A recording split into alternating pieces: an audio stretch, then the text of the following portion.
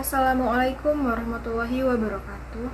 Perkenalkan, nama saya Tia Islamiyah. Saya dari Fakultas Tarbiyah dan Keguruan, Prodi Pendidikan Guru Madrasah Ibtidaiyah dengan NIM 2312490.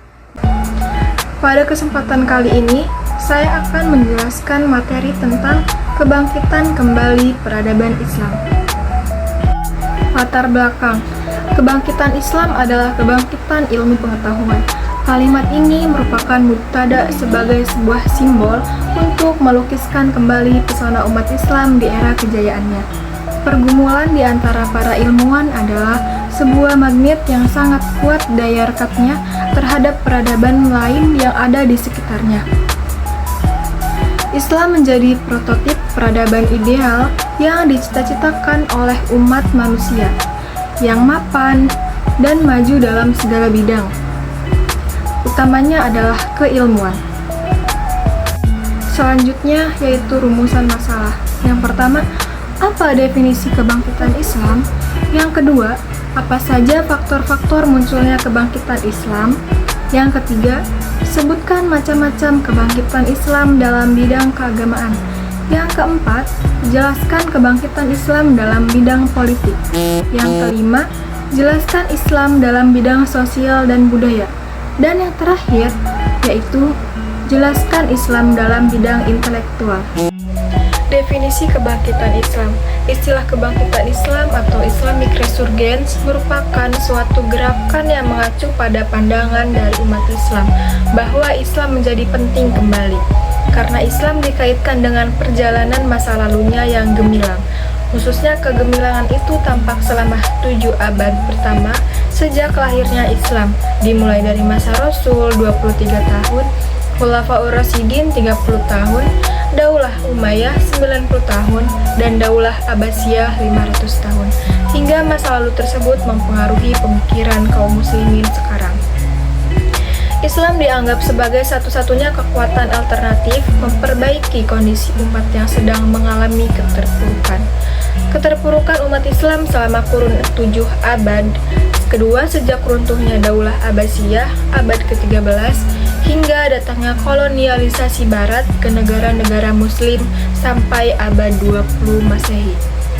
Selanjutnya, pembaruan atau kebangkitan Islam memfokuskan perhatiannya pada persoalan keagamaan intern umat Islam. Ia tumbuh dalam lingkungan di mana praktek-praktek keagamaan tradisional berpengaruh pada lingkungan umat seperti taklid pada pendapat ulama, praktik tarekat yang banyak mengkultuskan wali, praktek sebagian umat yang banyak mengeramatkan benda-benda atau tempat tertentu, berkembangnya paham Islam, sinkretis, hurafat, tahayul, dan praktik bid'ah. Semua praktik tersebut dipandang kelompok revivalis atau pembaru, yang disebut Wahabi, sebagai bid'ah dan menyimpang dari Al-Quran dan hadis. Kelompok pembaru lebih menekankan ijtihad, agar keluar dari lingkungan yang jumud dan mandek. Selanjutnya, corak kebangkitan Islam di Asia Tenggara. Yang pertama, modernisasi. Pada tahap berikutnya berubah menjadi neomodernisme dengan tokoh-tokohnya Jamaluddin Al-Afghani, Muhammad Abduh, dan Rashid Ridho. Yang kedua, revivalisme. Pada tahap berikutnya berubah menjadi neo-revivalisme dengan tokoh-tokoh yaitu Muhammad bin Abdul Wahab. Yang ketiga, tradisionalisme. Pada tahap berikutnya berubah menjadi neo-tradisionalisme dengan tokoh-tokohnya seperti Sayyid Muhammad Naqib Al-Attas. Modernisme lahir karena adanya pertemuan antara nilai-nilai Islam dan peradaban Barat, pemanfaatan akal dan paham liberalisme pemikiran yang terus dikembangkan, penelusuran kembali ilmu-ilmu filsafat baik yang bersumber dari filsafat Yunani maupun filsafat Islam, termasuk berkembangnya paham Mu'tazilah, pentingnya mengembangkan ijtihad dan menggali ilmu pengetahuan dan teknologi yang berasal dari Barat. Umat Islam ingin bangkit mesti merujuk kembali kepada Al-Quran dan Sunnah dengan bersifat pendekatan yang lebih kontekstual. Corak revivalisme memiliki karakteristik pentingnya mengembangkan ijtihad agar keluar dari taklid, terutama bertumpu pada fikih, anti pada perkembangan intelektualisme yang berakar, dan pemikiran barat yang kalam atau teologi yang dikembangkan Ibnu Sina, kembali kepada Al-Quran dan hadis, dan kembali kepada pemahaman Islam yang ada zaman Rasul dan Khulafaur Rasyidin. Mengapresiasi berkembangnya tasawuf sunni atau amali, tetapi tetap melarang berkembangnya tasawuf falsafi atau syi'i atau tasawuf Ibnu Arabi. Karakteristik kebangkitan Islam pola tradisionalisme lahir karena punya pandangan bahwa manusia sekarang berada di ambang kehancuran karena sudah jadi objek materi. Karena itu perlu menanamkan diri dalam spirit pengalaman tersendental dalam praktik keagamaan seperti tasawuf, bahkan tarekat, mengapresiasi berkembangnya tasawuf amali atau sunni dan tasawuf falsafi atau syar'i, dan juga tarekat, mentoleransi kesesuaian antara adat istiadat yang berkembang di masyarakat dengan nilai-nilai Islam yang bersumber dari Quran dan Sunnah Nabi dengan pendekatan yang lebih bersifat kontekstual. Faktor munculnya kebangkitan Islam. Beberapa faktor begitu penting Islam harus bangkit dari keterpurukan adalah: yang pertama, faktor eksternal, yaitu datangnya kolonialisme dunia barat. Yang kedua, faktor internal, munculnya paham taklid pada pendapat ulama. Menurut Chandra Muzaffar, kebangkitan kembali Islam antara lain diilhami oleh beberapa faktor, yaitu pertama, kekecewaan terhadap peradaban barat secara keseluruhan yang dialami oleh generasi baru muslim. Kedua, gagalnya sistem sosial yang bertumpu pada kapitalisme dan sosialisme. Ketiga, ketahanan ekonomi negara-negara Islam tertentu akibat melonjaknya harga minyak. Dan keempat, rasa percaya diri kaum muslimin akan masa depan mereka akibat kemenangan Mesir atas Israel tahun 1975, revolusi Iran tahun 1979, dan fajar kemunculan kembali peradaban Islam abad ke-15 menurut kalender Islam. Kebangkitan Islam dalam bidang keagamaan. Sebelum membahas, ada beberapa alasan perlunya pemurnian Islam. Yang pertama, merebaknya pemahaman agama.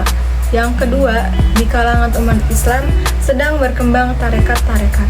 Yang ketiga, masalah perantara atau wasilah dalam berhubungan dengan Allah.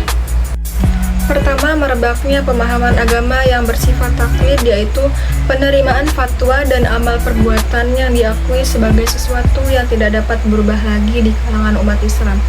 Kemudian ada anggapan dari sebagian ulama bahwa pintu ijtihad sudah tertutup sehingga kreativitas umat Islam terbelenggu.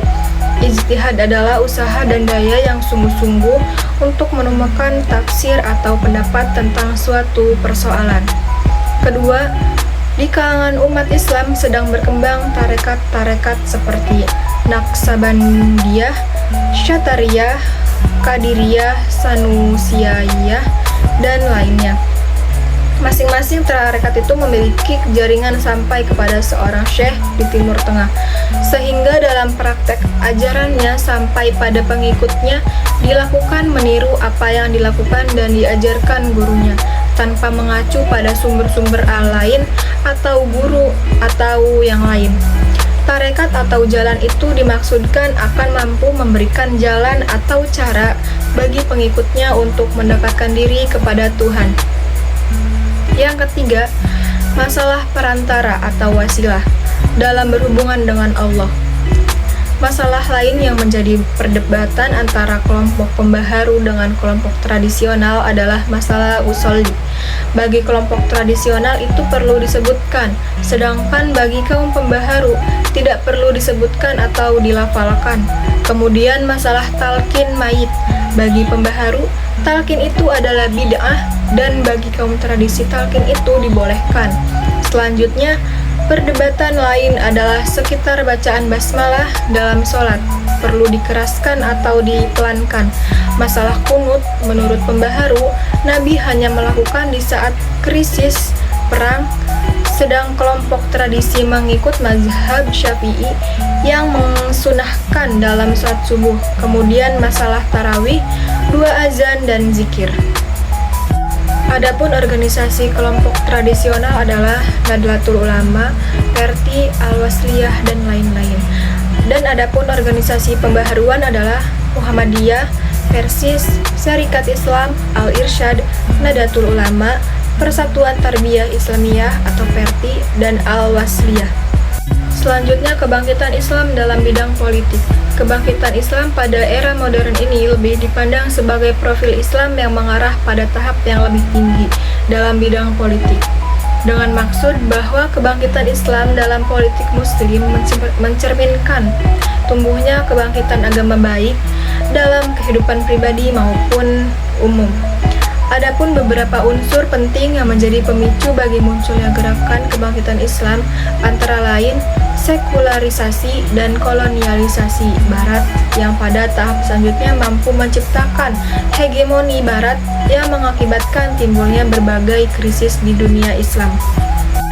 Bagi Al-Maududi, untuk merealisasikan kebangkitan Islam ada 9 program yang harus dilakukan, dan salah satunya yang mempunyai keterikatan dengan penelitian ini tentang kebangkitan Islam yang memfokuskan studi pada pemikiran politik Abul A'la Al-Maududi, seperti yang dikatakan Al-Maududi. Revolusi semesta tidak merasa puas dengan mendirikan sistem pemerintahan Islam pada sebuah atau beberapa negara yang berpenduduk muslim, tetapi mulai melakukan suatu gerakan mancanegara untuk menyebarluaskan risalah Islam yang bersifat reformatif dan revolusioner kepada seluruh umat manusia secara besar-besaran. Juga berusaha agar Islam mampu menjadi suatu kekuatan budaya yang menguasai dunia, memegang kendali pemikiran moral, intelektual, dan politik seluruh umat manusia. Selanjutnya yaitu kebangkitan Islam dalam bidang sosial dan budaya. Kebangkitan ini membawa ujian-ujian bagi umat Islam sehingga mendorong mereka mencari sebab-sebab kejatuhan dan kehinaan yang menimpa. Beranjak dari kesadaran ini, mereka menemukan kesadaran baru, yaitu menghidupkan iman, mengaktifkan pemikiran, menggairahkan gerakan Islam. Dalam hal ini, Al-Quran telah mengisyaratkan melalui kisah perjalanan Bani Israel dalam surat Al-Isra dan Al-Hadis yang menjelaskan tentang lahirnya pembaharu setiap 1 abad. Kebangkitan ini semakin mengakar dalam organisasi-organisasi Islam yang membawa kesadaran baru. Berdirilah misi-misi Islam yang mengembalikan kepercayaan mengenai kebenaran Islam dan kebesaran sejarahnya. Kebangkitan Islam mengambil bentuk aktivitas sosial yang mendidik generasi muda, memakmurkan masjid, dan membersihkan sifat-sifat tercela. Terakhir yaitu kebangkitan Islam dalam bidang intelektual. Abbasiyah sebagai pusat peradaban dan pendidikan, kota Baghdad didirikan oleh Khalifah Abbasiyah kedua, Al-Mansur 754 sampai 775 Masehi pada tahun 762 Masehi. Setelah mencari-cari daerah yang strategis untuk ibu kotanya, pilihan jatuh pada daerah yang sekarang dinamakan Baghdad, terletak di pinggir sungai Tigris. Al-Mansur sangat cermat dan teliti dalam masalah lokasi yang akan dijadikan ibu kota. Ia menugaskan beberapa orang ahli untuk meneliti dan mempelajari lokasi. Bahkan ada beberapa orang di antara mereka yang diperintahkan tinggal beberapa hari di tempat itu pada setiap musim yang berbeda. Kemudian para ahli tersebut melaporkan kepadanya tentang keadaan udara, tanah, dan lingkungan. Baghdad ketika itu menjadi pusat peradaban dan kebudayaan yang tertinggi di dunia. Ilmu pengetahuan dan sastra berkembang sangat pesat. Banyak buku filsafat yang sebelumnya dipandang sudah mati, dihidupkan kembali dengan diterjemahkan ke dalam bahasa Arab. Khalifah Al-Ma'mun memiliki perpustakaan yang dipenuhi dengan buku-buku ilmu pengetahuan. Perpustakaan itu bernama Bait Al-Hikmah. Nah, kesimpulannya yaitu kebangkitan Islam atau Islamic Resurgence merupakan suatu gerakan yang mengacu pada pandangan dari umat Islam bahwa Islam menjadi penting kembali karena Islam dikaitkan dengan perjalanan masa lalunya yang gemilang, hingga masa lalu tersebut mempengaruhi pemikiran kaum muslimin yang sekarang.